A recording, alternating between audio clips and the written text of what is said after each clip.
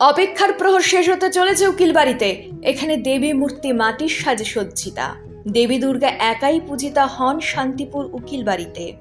সাবেকিয়ানার ছোঁয়ায় প্রায় 450 বছর ধরে মহিষাসুর মর্দিনী রূপে পূজিতা হয়ে আসছেন নদিয়ার শান্তিপুরের উকিল বাড়ির দেবী দুর্গা। বাড়ির বংশধরদের কথায় আজ থেকে প্রায় 5 পুরুষ আগে তারাপদ প্রামাণিক একজন সরকারি উকিল ছিলেন, কিন্তু তার বাবা ঠাকুরদাদার আমলের দুর্গাপূজা ধরে রেখেছেন তিনি।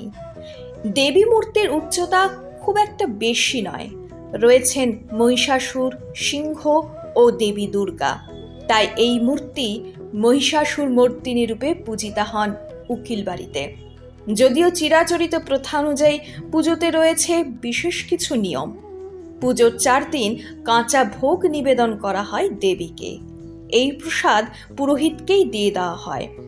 বাড়ির বর্তমান বংশধর সৌরভ প্রামাণিক বলেন, বলির প্রচলন রয়েছে প্রথম থেকেই, যদিও বৈষ্ণব মতে পূজিতা হন দেবী।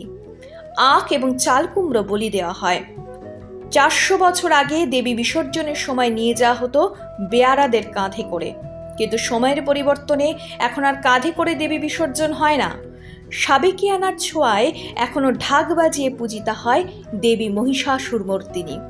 বর্তমানে যারা বাড়ির বংশধর রয়েছেন তারা বেশিরভাগই দেশের বিভিন্ন প্রান্তে চাকুরি জীবনে ব্যস্ত, কিন্তু পুজোর এই কটা দিন প্রত্যেকেই ব্রতী হন দেবী আরাধনায়। তাই পুজোর কটা দিন যে যেখানেই থাকুক ছুটে আসেন তাদের বাড়িতে। যদিও দেবী আরাধনায় মাত্র হাতে গোনা কয়েকটা দিনই বাকি।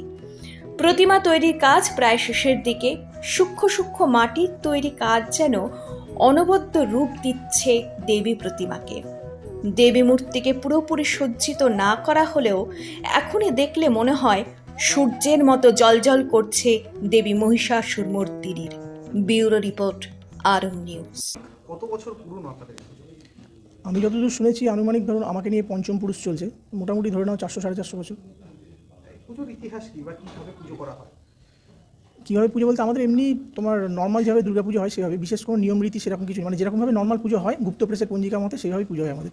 ঠিক আছে, আমাদের বাড়িতে এমনি বলি দেওয়া হয়, চাল কুমড়া রাখ, আর ভোগ রান্না আমাদের বাড়িতে হয় না। এমনি কাঁচা সমস্ত কিছু ঠাকুর মায়ের কাছে নিবেদন করা হয়, যেমন ধরো চাল ডাল তেল নুন মশলাপাতি শাকসবজি সমস্ত কিছু রান্না ছাড়া যা যা হয় পুরো থালায় করে ঠাকুরের কাছে সেটা দেওয়া হয় প্রত্যেক দিনই, সপ্তমী অষ্টমী সন্ধি পুজো নবমী। সন্ধি পুজোয় বিশেষ কোনো নিয়ম নীতি রয়েছে? না, সন্ধি পুজো তো বিশেষ মানে এমনি যা নিয়ম সন্ধি পুজো সেটাই, আলাদা কোনো নিয়ম করে কিছু নেই। আরেকটা জিনিস দেখলাম যে মাতৃমূর্তি এখানে শুধু মা এবং অসুর দমন করছে, তার সন্তানেরা নেই। না না, এটা শান্তিপুরে বেশিরভাগ বাড়িতে তুমি এই মূর্তিটা দেখবে, মানে কি মহিষাসুর মর্দিনী বলা হয় একে, মানে মা নিজেই পূজিতা এখন এখানে, মানে সন্তান ছাড়াই আর কি বেশিরভাগ বাড়িতে। এটাই। এমন কোনো অলৌকিক ঘটনা যেটা বাড়িতে পুজোর পরে বা আপনারা জানেন বা শুনেছেন? না, সেরকম কিছু শুনিনি।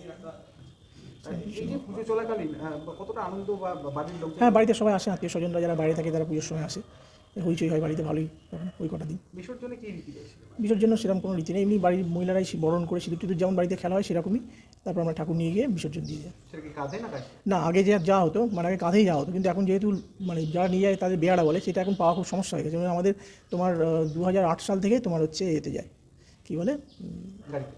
হ্যাঁ গাড়িতে যায়। ঢাক কিংবা? হ্যাঁ, ঢাক পুজো ঢাক বাদ দিয়ে আছে এটা।